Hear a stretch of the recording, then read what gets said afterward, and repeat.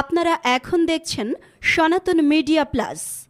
চ্যানেলটিতে নতুন হলে এখনই সাবস্ক্রাইব না বললেই হয় না। যতটুকু বলেছি, যদি কচুর মতো কচু হয়, অল্প জালে সেজে, আর মানুষের মতো মানুষ হইলে অল্প কথাই বুঝে, আর বেশি কথা বলা প্রয়োজন নেই। তবু ছাড়বো না, বলবানি। জয় নিতাই। আজকে আমরা যেখানে যে কথাটা বলেছিলাম, ঠকের দেশে সারা জীবনে ঠকাতে ঠকাতে নিজেই ঠকে বসে আছি, এ কথাটাকে আমার চেয়ে ভালোই আমার বাবারা, যারা এই যে আলোচক আছেন, তারা ভালো করে জানেন। ভারতবর্ষের গায়ে সনাতন ধর্মের মধ্যে দুজন জমিদার দ্বন্দ্ব বাধায়। মুর্শিদাবাদের মধ্যে সেই জমিদারের বসতি। কে গো? মুর্শিদাবাদের জমিদার কে ছিলেন? জগৎ শেঠার লালা বাবু। কে কে? দুজন না? দ্বন্দ্বটা কি ছিল? দ্বন্দ্বটা কি নিয়ে? জমিদারি করা দেয়নি। কত টাকা ডেলি রোজগার হতো? তৎকালীন সময়ে জমিদারিতে 52,36,000 টাকা। কত টাকা? 52,36,000 টাকা স্বর্ণ মুদ্রা। সাধারণ মুদ্রা নয়। কি মুদ্রা বাবা? স্বর্ণ মুদ্রা। দুজনের মধ্যে জমিদারি নিয়ে দ্বন্দ্ব।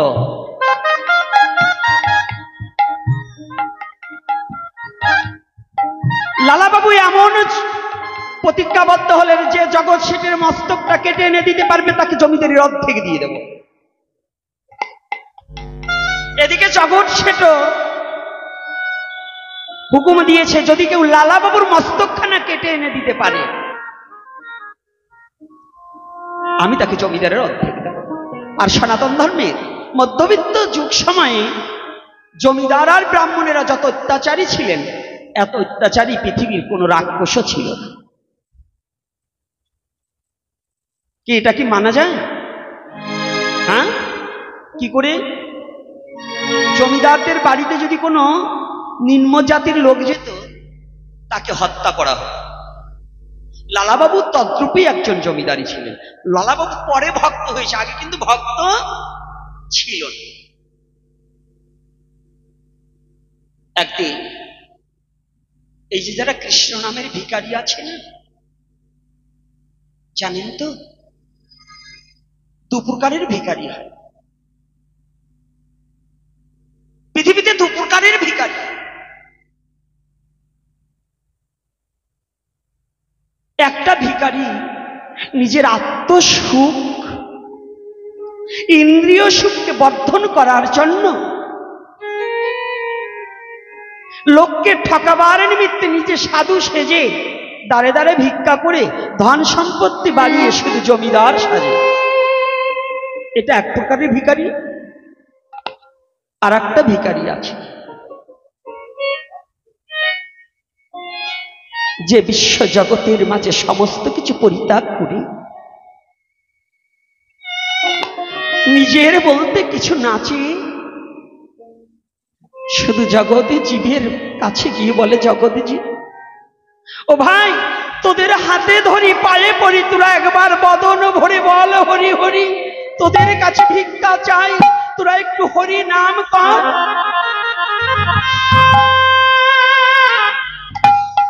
নামই পরম ধর্ম, নামই পরম গতি।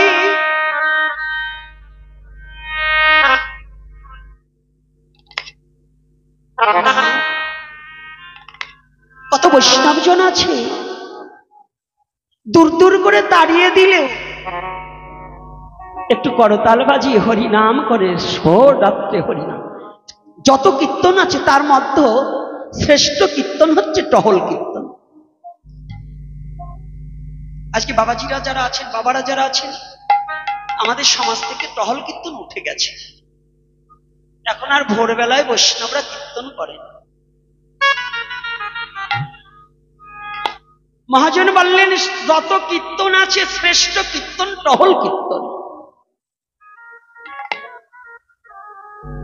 চোখ বুঝলে, আজকে সন্ধ্যায় চোখ বুঝেছি, সকালে চোখ খুললে পরকাল সকাল, আর না খুললে পরকাল। আর সুপ্রভাতে একজন বৈষ্ণব এসে করতাল বাজিয়ে যখন হরিনাম শোনায়,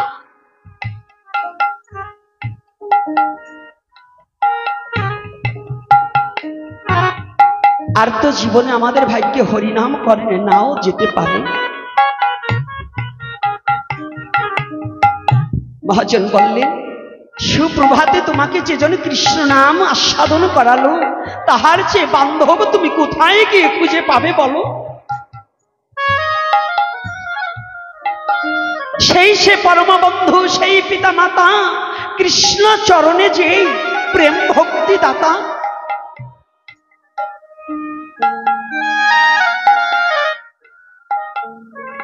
সুপ্রভাতে যেজন কৃষ্ণ নাম শ্রবণ করায়, তাহার চেয়ে তো কোনো পরম বান্ধব নেই। তবে ওই বৈষ্ণব কি করে নিজের শুধু দেহটা রক্ষা করবার নিমিত্তে দাঁড়ে দাঁড়ে একটু ভিক্ষা করে, আছে না বাবা? সঞ্চয় করে রাখে না। আবার কোন বৈষ্ণব দেখেছি যা ভিক্ষা করে পায়, প্রতিদিন ভগবানের ভোগ লাগিয়ে ওই গরিব দুঃখী যারা অনাহারে আছে তাদেরকে প্রসাদ দিয়ে দেয়। তোমরা আকণ্ঠপুরে সেবা করো, আমার ভগবানের নিবেদিত প্রসাদ, সেটাকে তুমি সেবা করো।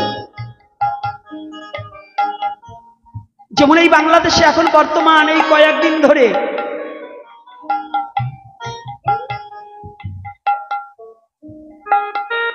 সিটি কর্পোরেশন থেকে আমাদের এই সনাতনী জাতিরা যারা সুইপার ছিলেন, হরিজন, এই হরিজনদেরকে উৎখাত করছেন। ওর মধ্যে কত ভক্ত আছে জানেন? আজকে ইসকন পাশে দাঁড়িয়ে তাদের একটু আহার দিচ্ছে। আমার ভাবতে অবাক লাগে, দেশনেত্রী বেগম, আমাদের বঙ্গবন্ধু কন্যা মাননীয় প্রধানমন্ত্রী শেখ হাসিনা কি এটা দেখতে পান না? এই বাংলাদেশের বুকে এই সুইপাররাও তো তার জন্য কেঁদেছে। এই বাংলাকে স্বাধীন করার নিমিত্তে এই সুইপারদেরও অবদান আছে। কিন্তু যারা রোহিঙ্গা, তাদের জন্য পুনর্বাসন নির্মাণ করা হলো, রোহিঙ্গাদের পর্যন্ত জায়গা দেওয়া হলো, কিন্তু অথচ এই সনাতনী জাতির জন্য জায়গা হচ্ছে না। এটা কি মাননীয় প্রধানমন্ত্রী দেখছে না? কোথায় আমরা সনাতনী জাতি কত বড় অবহেলিত হয়ে গেছি। আমি মাননীয় প্রধানমন্ত্রীর কাছে জানাতে চাই, দুঃখটা এখানে আপনার রাজ্যে, এই বাংলার বুকে, এই বাংলার বুকে যদি রোহিঙ্গা জায়গা পায়, তো এই সনাতনী বাঙালি জাতি কেন জায়গা পাবে না? এই বাঙালি জাতির কি কোনো অবদান এখানে নেই? এই হিন্দু জাতির, ওই হরিজন পার্টি জাতির কি কোনো অবদান আপনার প্রতি নেই? আপনি এত ঘর দিয়েছেন, আপনার এত অবদান, এদের তো পুনর্বাসন নির্মাণ করে তারপরে এদেরকে সরানো উচিত ছিল। আর যদি আমাদেরকে এতই তুচ্ছ মনে হয়, তাহলে একবারে বলে দেওয়াই ভালো যে তোমাদের এদেশে কোনো জায়গা নেই। এটা আশা করি। তিলে তিলে আমাদেরকে না মেরে রোহিঙ্গা যদি জায়গা পায়, তাহলে কেন হরিজন পার্টি জায়গা পাবে না? আজকে এই হরিজনের আত্মনাদকে মাননীয় প্রধানমন্ত্রীর কর্ণে যাচ্ছে না। কবে যাবে মা? ও, তোমার কাছেও কি জাতির হিংসা আছে নাকি? আমি জানিয়ে দিতে চাই, এরা বাঙালি, এদের এত অবহেলা করা ভালো না। এদের চোখের জল সৃষ্টিকর্তা সহ্য করবে না। যাদের চক্রান্তে এদেরকে সরিয়ে উচ্ছেদ করার চেষ্টা হচ্ছে, এদের চোখের জল ভগবানের চরণ পর্যন্ত পৌঁছিয়ে যাবে, সেদিন কেউ ঠেকাতে পারবেন না। আজও সৃষ্টিকর্তা আছে, সৃষ্টিকর্তা সব সইতে পারে, ভক্তের চোখের জল কোনোদিন সইতে পারে না। এজন্য আমার এই হরিকথার মধ্য দিয়ে দিয়ে আমরা তো আর যেতে পারবো না তাদের কাছে, কিন্তু এই হরিকথার মধ্য দিয়ে তাদের চরণে প্রার্থনা জানাই, আমার এই জাতিটাকে একটু নিশ্চিন্তায় ঘুমাতে দিন।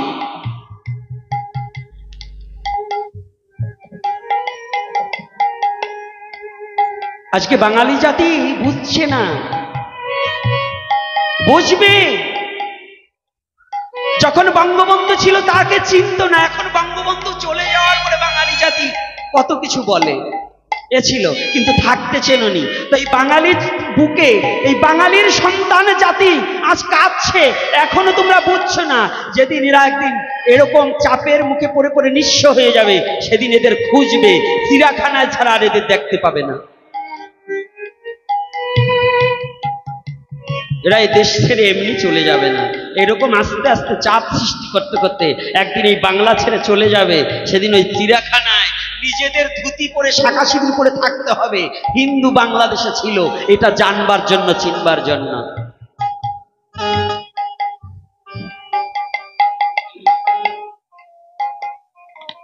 আজ ভিখারি তো সবাই একরকম নয়।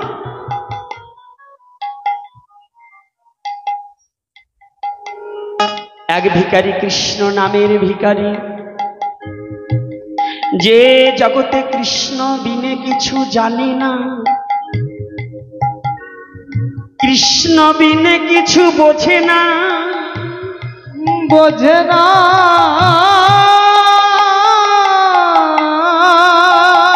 দেহ মান জীবন জৈবনে যে জন ভগবানের চরণে সুফে দিয়েছে, দিয়ে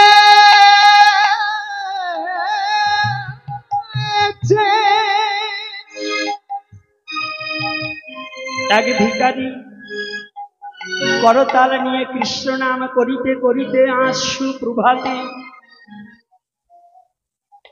লালা বাবুর বাড়িতে এসে উপনীত হয়েছে। জমিদার ঘুমিয়ে আছে, দরজায় দাঁড়িয়ে দাঁড়িয়ে আছে। দাঁড়িয়ে যখন দাঁড়িয়ে আছে, দাঁড়িয়ে একটু ঘুম লেগেছে, চোখ বন্ধ। ওই সুযোগ পেয়ে ভিখারি রাজপ্রাসাদের ভিতরে ঢুকে গিয়েছে। দাঁড়িয়ে নাম করছে, নাম করছে। যখন করতাল বাজিয়ে নাম করছে, নামের শব্দে মহারাজ লাভ দিয়ে উঠেছে। জমিদার বাবু লাভ দিয়ে উঠেছে, লালাবাবু লাভ দিয়ে উঠেছে। কে? একজনকে পাঠিয়েছে, যাও তো, আজ সুপ্রভাতে কে করতাল বাজাচ্ছে? আমার বাড়িতে তো কোনোদিন এমন করে করতাল বাজেনি।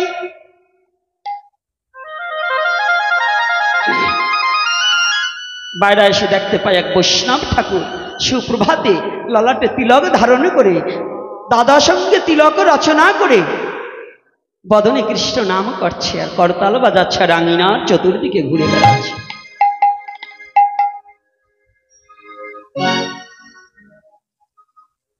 লালাবাবু ঘুম থেকে বেরিয়ে বৈষ্ণবকে দর্শন করে, পৃথিবীতে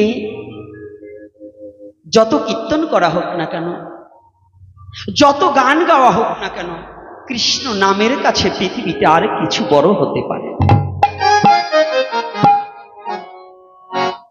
যখনই কৃষ্ণ নাম করছে না, আজকে লালাবাবুর অন্তরটা খুব পরিষ্কার হয়ে গেছে, মন খুলে গেছে। যখন ওই কৃষ্ণ নামের ভিখারি রওনা দিয়েছে,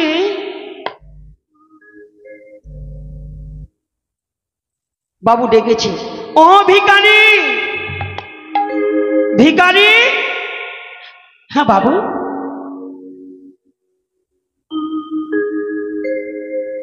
ভিখারি, তুমি কিছু ভিক্ষা নেবে না? হ্যাঁ বাবু, আমার উদর পূরণের জন্য যদি কেউ অযাচিত ভাবে কিছু দেয় তা তো আমি গ্রহণ করি। আজ তোমাকে যে আমি ভিক্ষা দেব, যা কোনোদিন সারা বছরে তুমি পাওনি, আজকে তোমাকে আমি একদিনেই তাই দেব।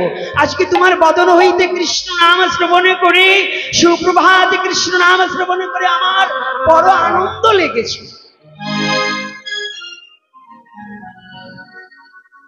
বাবু, আমাকে ভিক্ষা দেবেন? হ্যাঁ হ্যাঁ দেব। তো লালা বাবু হাত থেকে তৎকালীন সময় 1টা টাকা দিয়েছে। 1টা টাকা 1 বছরেও ওই ভিখারি চোখে দেখেনি। রাধে রাধে। তাই যখন লালাবাবু যখন টাকাটা দিয়েছে, ভিখারি টাকাটা হাত পেতে ধরেছে, ধরার সাথে সাথেই বদন থেকে কৃষ্ণ নাম হারিয়ে গেছে।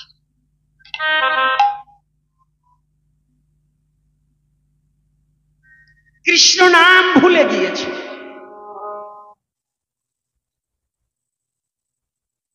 রাজপ্রাসাদ থেকে বেরিয়ে একটা নদীর তট দিয়ে হাঁটছে, আর লালাবাবু চিন্তা করছে টাকাটা দেওয়ার সাথে সাথে, হ্যাঁ ভিখারি এত আনন্দ হয়েছে না যে আজ কৃষ্ণ নাম ভুলে গেছে, টাকাটার দিক তাকিয়ে আছে।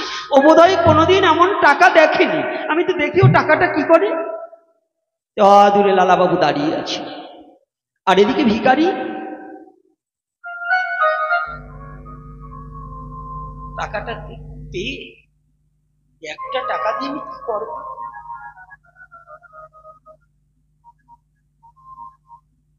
আজকে গুরুদেব যে শিখিয়েছিল হরি নামের বুলি, আজ নাম ভুলে গিয়েছে।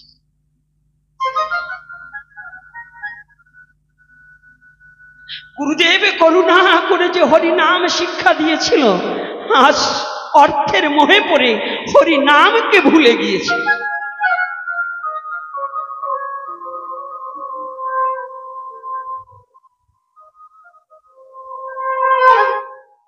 হঠাৎ করে একটু দৈববাণী হয়েছে, ভিখারি ও ভিখারি, তুই আজ অর্থ পেয়ে পরমার্থকে হারিয়ে ফেললি। তুই যে অর্থের দিকে তাকিয়ে একটু আগেও তোর বদনে হরি নাম ছিল, আজ তুই 1টা টাকা পেয়ে মধুমাখা হরি নামকে ভুলে গেলি। একই তুই হরি নামকে ভুলে গেলি। বলে হরিবা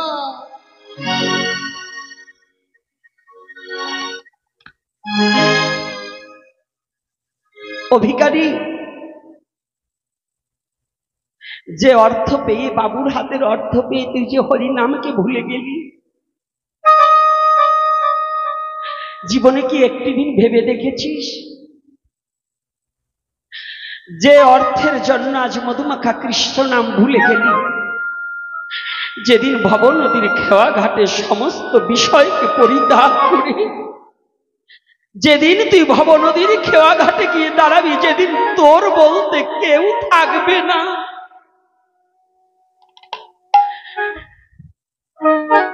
যেদিন ভাই বন্ধু পুত্র পরিজন আত্মীয় স্বজন সবাই তোকে ছেড়ে চলে যাবে,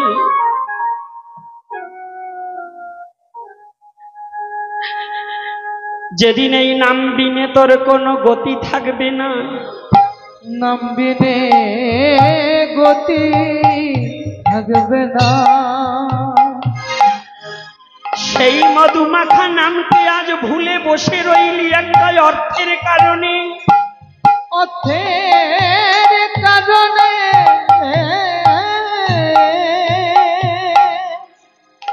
ও ভিখারি, একবার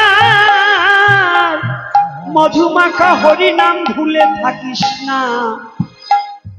তুই একটিবার ফিরে আয়। বাবা,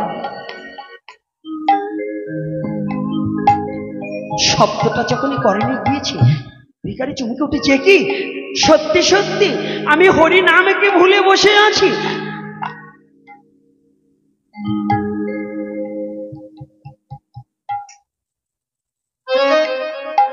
আমি হরি নামকে ভুলে বসে আছি। তাই তো এ বিশ্ব জগতে জগতে জীবে এই অর্থেই তো একমাত্র অনর্থের মূল। ওই টাকাটাকে ধরে নদীর জলে ফেঁকে মেরেছে। দূর হতে লালাবাবু দর্শন করেছেন।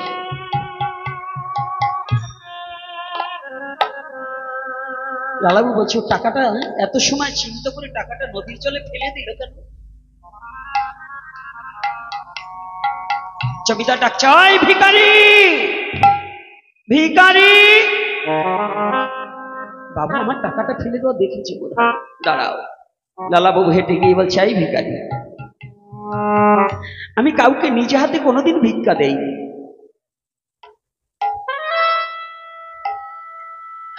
আমার হাতে জীবনে কোনোদিন আমি কাউকে ভিক্ষা দেইনি।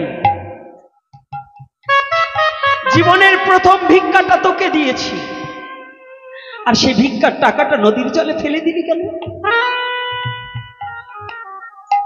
বাবু আমি ভয়ে বলবো না নির্ভয়ে বলবো? না, তুমি নির্ভয়ে বলো। আমি টাকাটা ফেলে দিয়েছি কেন জানো বাবু?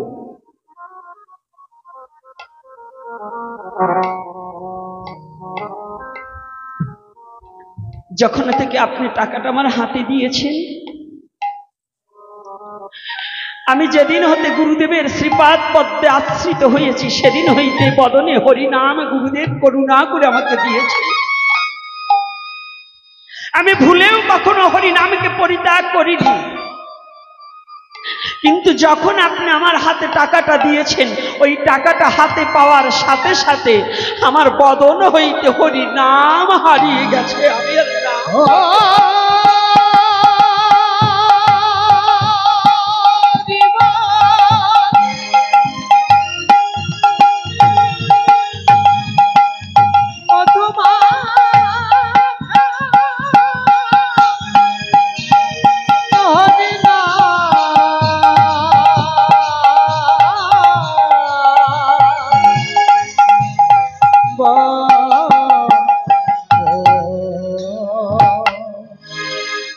অভিজ্ঞানী তুই টাকাটা ফেলে দিলি?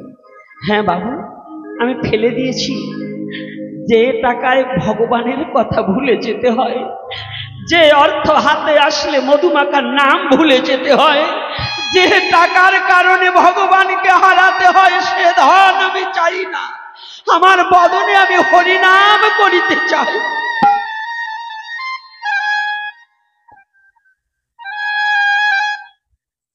টাকায়? হ্যাঁ বাবু, যে অর্থের দ্বারা, যে অর্থে ভগবানকে ভুলে যেতে হয়, যেদিন আমার যাবার সময় ঘনিয়ে আসবে, সেদিন তো আপনার দেওয়া অর্থ আমার কোনো কাজে লাগবে না। জানেন বাবু, সেদিন ধনজন পরিজন পুত্র কন্যা কেহ নয় আপন। সেদিন আমার সবই পড়ে রবে, সবই পড়ে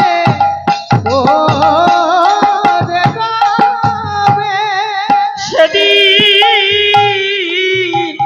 এই বিষয়ের মায়া পরিত্যাগ করে সেদিন আমার একা একা যেতে হবে। সেদিন কি জানুন বাবু,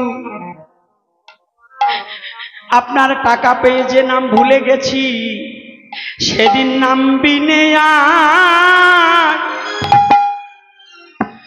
কোনো গতি নাই রে। নাম বিনে জয় নিতাই গৌর হরি বল। কোন গতি নাই রে।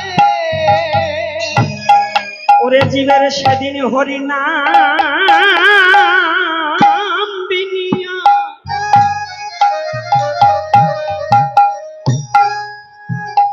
আর জীবের কোন গতি নাই রে। জীবের হরি হরি নাম বিনে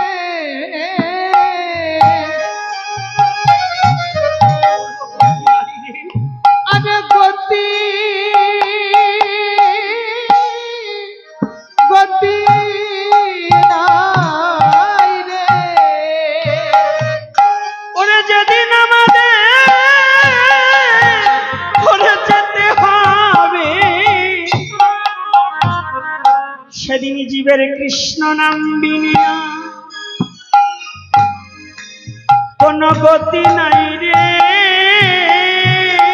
যেদিন আমার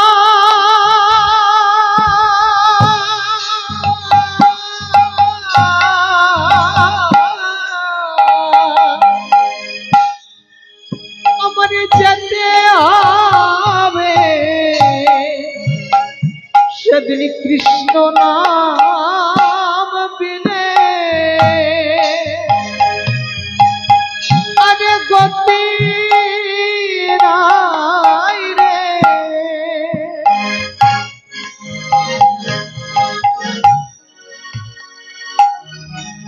এই বিশ্ব জগতে হরি নাম বিনে সেদিনই গতি নেই, গতি নেই।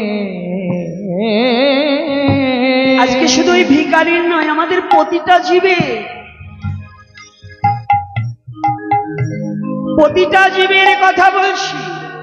লালাবাবু যখনই শুনেছে না ভিখারির কাছ থেকে যে ওই অর্থে কখনো পরমার্থের সন্ধানে দিতে পারে, লালাবাবু ভাবছে কি একটা টাকায় যদি ওকে হরিনাম ভুলিয়ে দেয় তাহলে আমার যে কত কোটি কোটি টাকা আছে, তাহলে আমি কোথায় আছি? আর এই ভিখারি আজ আমাকে কি শিক্ষা দিল যে হরিনাম সাথে ছাড়া আর জগতের কিছু যাবে না। ওই কথা ভাবছি, ওই কথাটা ভাবতে ভাবতে না বেলা অনেক হয়ে গেছে, অনেক বেলা হয়ে গেছে। মেয়ে বাবাকে খুঁজছে, মেয়ের নাম হচ্ছে সুমতি। এই যে মায়েরা বাবারা একদিনের আলোচনা তো কথা বলতে গেলে কথা একটা চুপ হয়ে যায়। আজকের আমাদের ছেলে মেয়েদের নাম রাখি মিন্টু, পিন্টু, জন্টু, টিয়া, ময়না, পাখি, আরো কত কিছু যে রাখি। ভগবানের পার্শ্বদের নাম রাখি না ছেলে, ছেলে হচ্ছে এদের নাম রাখছে জুয়েল, মানে ওর বাবা মনে হয় আর কয়দিন পর আব্দুলি বল, এরকম রাখে কিনা বলেন? কি বাবা সনাতনী নাম? আমি সেদিন ঢাকা একটা কাগজে দেখলাম একজন অহিন্দু ভদ্রলোক তার মেয়ের নাম রাখছে প্রভাতী, মেয়ের নাম রেখেছে শিখা, ছেলের নাম রেখেছে চয়ন। আর এই নির্বোধ হিন্দু জাতি এগুলো নাম রাখছে কি দোয়েল টোয়েল কি দিয়েল, কি যে নাম, ওরে ইংলিশ নাম। জিজ্ঞাসা করছি বাবা তুমি এর নাম রাখছো কেন? ওইটা ইংলিশ নাম, আপনি বুঝবেন না। আমি বলছি বাবার নামও কি ইংলিশে? ইংলিশে কম কি বুঝতে পারছি। আজকে লালাবাবুর মেয়ের নাম রেখেছে কি সুমতি। নামটা শুনলেই তো ভালো, ভালো লাগে কি না? লাগে কি না? এই যে আপনারা যে বই দেখে ওই সিনেমা দেখে ছেলে মেয়ের নাম যা রাখতেছেন, সনাতন শাস্ত্রে কি শিক্ষা দিয়েছেন জানেন? অজামিল ছিল মহাপাপী। কি ছিল? পাঠক কর্তার আবার একটু বইলেন টইলেন। আমার তরুণ বাবা তো এখন বুড়ো হয়ে গেছে, আর ওই যে যুবক যারা পাঠক আছেন একটু ভালো করে বুঝবেন, বর্তমান কিন্তু ভেজাল হইল আমাদের এই পাঠক এখন বাংলাদেশে এত বেশি হয়েছে, গেলেই তো 10,000 পাওয়া যায়। পাঠক যা বাড়ছে, এখন আবার অ্যাডভার্টাইজও দিচ্ছে। কোন কোন পাঠকরা বলছে বিনা প্রণামীতে ভাগবত পাঠক, বিনা প্রণামীতে ভাগবত পাঠক। কে গাড়ি ভাড়া লাগবে কে? হ্যাঁ, ভারতের বর্ষে ওইরকম একটা বলিছে, তাই একটা ছাড়িয়ে দিচ্ছে, ওটি যেন কানে যায়। তো ওই যে যারা বিনা প্রণামীতে পাঠ করে না, ওগো মাসে পাঠ করে দুদিন। ওরা চাকরি করে কিংবা ব্যবসা আছে, চাকরি কিংবা ব্যবসা আছে, ওদের টাকা একভাবে না একভাবে ঢুকে যাচ্ছে ব্যাংকে। আমাদের এই যেগুলো ঘর পোড়া জাত, আমরা এই কপাল পোড়াই আপনাদের পাশ দিয়ে খাচ্ছি। আমাদের কি ব্যবসা কিংবা চাকরি আছে না? চাকরি যদি না থাকে তো ওরা যারা বলে বিনা পয়সায় পাঠ করিয়ে বেড়ায়, তো আবার প্রণামী নিবি কেন? যাতায়াত ভাড়াও তো নিবি না, যাতায়াত ভাড়াও ছেড়ে দিবি। ওইরকম পাঠক যদি পায় 2-4টা আমার বাড়িতে পাঠাই দিবেন, আমি সারা বছর পাঠ করাবো। কারণ কি জানেন, ওরা যদি এই যে যারা এই যে আমরা চলি না 30 দিনে মাস, তা 35টা পাঠ থাকে, কোনো দিন দিনে একটা রাত্রে একটা করি। বাবা কথাটা খেয়াল করবে। এই যারা এই যে বড় বড় লেকচারস্টারি কথা বলে, আমি লিখে দিয়ে যাচ্ছি, এরাই আমাদের মতো যদি 30 দিনে 30টা পাঠ করে, এইখান থেকে সিলেট যাইয়ে ওই ফরিদপুরতে সাতক্ষীরে এসে এইরকম বিনা পয়সায় পাঠ করবার গেলে নিজের স্ত্রীর পরনে শাড়ি থাকবে।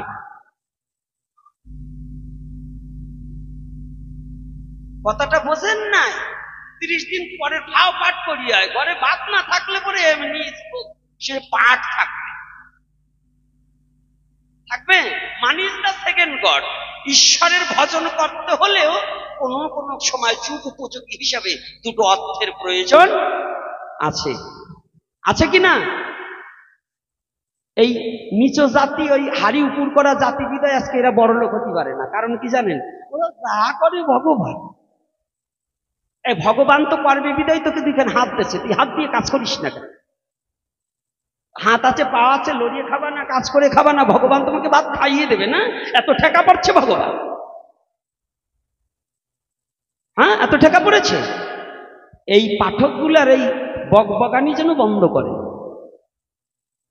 পাঠের টাকা পৃথিবীতে কেউ নিতে পারে না, আর কেউ দেবার ক্ষমতা নেই। হরিকথার টাকা দেওয়ার মতো যোগ্যতা পৃথিবীতে কারো নেই, আর কেউ নিতেও পারবে না। যুগ উপযোগী 14 বার বাবা বললে এই সাতক্ষীরের তো মানে ফাও নেবে ভাঙা অব্দি।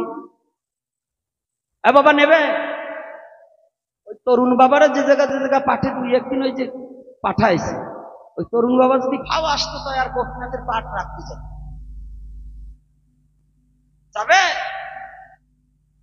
বাংলাদেশে বড় বড় রাঘব বোয়াল দেখেছি জীবনে, এইভাবে খায়, মানে সরাসরি খায় না, একটু দূরই খায়। খাবার দাও সরাসরি, বড় বড় লিকসার যেন কেউ দেয় না। কথা বলতে হবে অ্যাকোরেট, যা বলছি তো বলছি, সাধু মুখে সত্য কথা কইতে হবে। মিথ্যা প্রবঞ্চনা দিয়ে বিশ্ব জগৎকে ঠকানো যাবে না। আর আমাদের ছেলে মেয়েদের নাম যে কথাটা বলছিলাম, ওই এসে যায় একদিনের আলোচনা, তো আমার পোষায় না, রাগ করবেন না। কোন দিক, সামাজিক কথা বলবো না নিজেদের কথা বলবো না ধর্মের কথা বলবো? কিছু তো বলতে হবে, না হলে কেউ বলার নেই। বলতে চায় না, বলতে চায়। এই সাধুরা চলে যাচ্ছে কেন? রাগ করে নাকি? বাইরে আরে বয়স এলে হয়।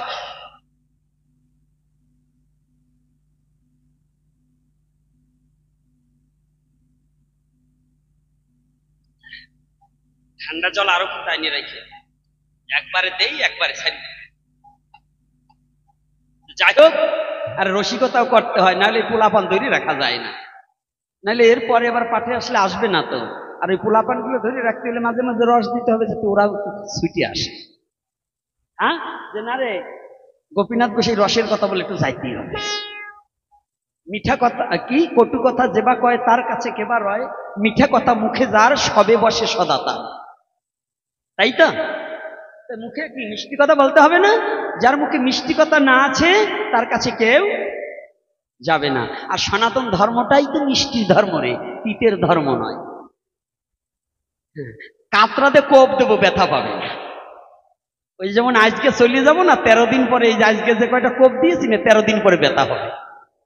কিছু কিছু লোকের ঘাড়ে পড়ে যাবে, ওইগুলোর ব্যথা হবে 13 দিন পরে, থাকতে হবে।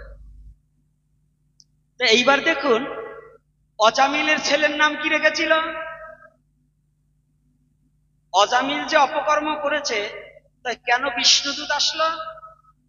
অর্থাৎ ভগবান বলেছে, মৃত্যু সময় যদি আমার নাম ধরে কেউ ডাকে, আমি তাকে নিজেই কি করি,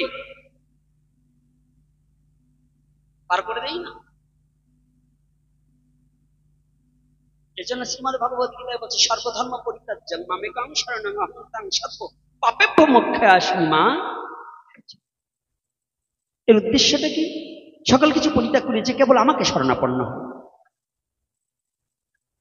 যেমন আজকে মন্দিরে প্রণাম করতে গিয়ে বৈষ্ণবী আখড়া, আমার রতিকান্ত বাবা একজন শ্রদ্ধাবান বৈষ্ণব, এই আখড়ায় দেখলাম ভগবান গোপালের বিগ্রহ আর গুরুদেবদের বিগ্রহ এক আসনে রাখা হয়েছে। এইটা কিন্তু রাখা যাবে না, কষ্ট পাবেন না, কারণ আমরা হচ্ছে শিক্ষা দেবো, বৈষ্ণবী আখড়ায় আসবে শিক্ষা পাবো, কারণ এটা হলো পরম্পরা, একটু ভগবানের চরণের কাছে রাখতে হয়, তাই না বাবা? নাকি? কষ্ট পাবেন না।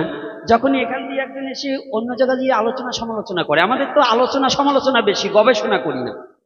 করি গবেষণা? আলোচনা সমালোচনাটাই আমাদের সমাজে বেশি। আর আমি একেবারে মুখ পোড়া, ওই আমার ছেলে বলে আপনি কোথাও যে কিছু বলবেন না কাউরে, কেন এইবার পাঠে যাবো, থেকে পরে তো আর আনবে না। আমি বলছি কে, তোদের খাওয়ার চিন্তা আছে নাকি? মুখ দেছে আহার সে দেবে, তাই বলে মিথ্যা বলবো না, লোককে ঠকানো যাবে না। সত্য কথা বলার পরে যদি একজন কাঁদে তাতে কোনো দুঃখ নেই, কিন্তু মিথ্যা বলে কাউকে হাসাতে পারবো, এটার নাম সনাতন, সনাতনী সত্য। আর যে সত্যটাকে ধরে আছে তিনি যেন ভগবানের কোলে শুয়ে আছে। যে সত্যটাকে ধরে আছে সে কোথায় শুয়ে আছে? কোথায় মনে আছে তো? গরমটা একটু বেশি পড়ছে নাকি? এই গরম কি একটু বেশি পড়ছে নাকি? ও গরম তো, ভক্তরা হরিকথা শুনছে বিধায় গরম পালিয়ে গেছে ভয়ে। এই মাঝে মাঝে একটু জল সেবা করাইয়েন সাধুরা, ভক্তদের গলা শুকিয়ে যাবে, একটু জল সেবা করেন, আর কিছু সময়ের মধ্যে পাঠ বিশ্রাম দেবো, ভয় নেই। কি আর একটু করবো? হ্যাঁ, পিছনে বাবারা কি বলে, করবো আর একটু? ওই মারা রাজি না, ওরা বলে আচ্ছা মায়েরা বলছেন আর একটু।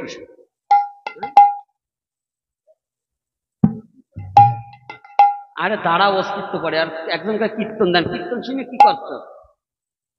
কীর্তন শুনে এই দেশের ভিতর বড় বড় রাঘব বোয়াল কীর্তনিয়া এইখানে কীর্তন করে যায়, হোটেলে যাই বড় বড় রান চাবায়, তো ও কীর্তন শুনে কি করছো জীবনে বলো দি? কীর্তন শোনা বন্ধ করে কীর্তন করো, তবে যদি কিছু পারো। কীর্তন শোনা বন্ধ করো, কীর্তন করো। তোমরা মহাপ্রভুর সৈনিক হবে, আমার দয়াল নিতাই চাঁদের সৈনিক হবে। তোমরা কীর্তন করবে, কীর্তন শুনবে না, তোমাদের মুখের কীর্তন আমার মহাপ্রভু শুনবে। কে শুনবে? ভয় নেই, তোমরা কীর্তন করবে। যত যুব সমাজ আছো তোমরা কীর্তন শুনবে না, তোমরা কীর্তন করবে। করবে তো? হরে কৃষ্ণ কৃষ্ণ কৃষ্ণ হরে হরে, হরে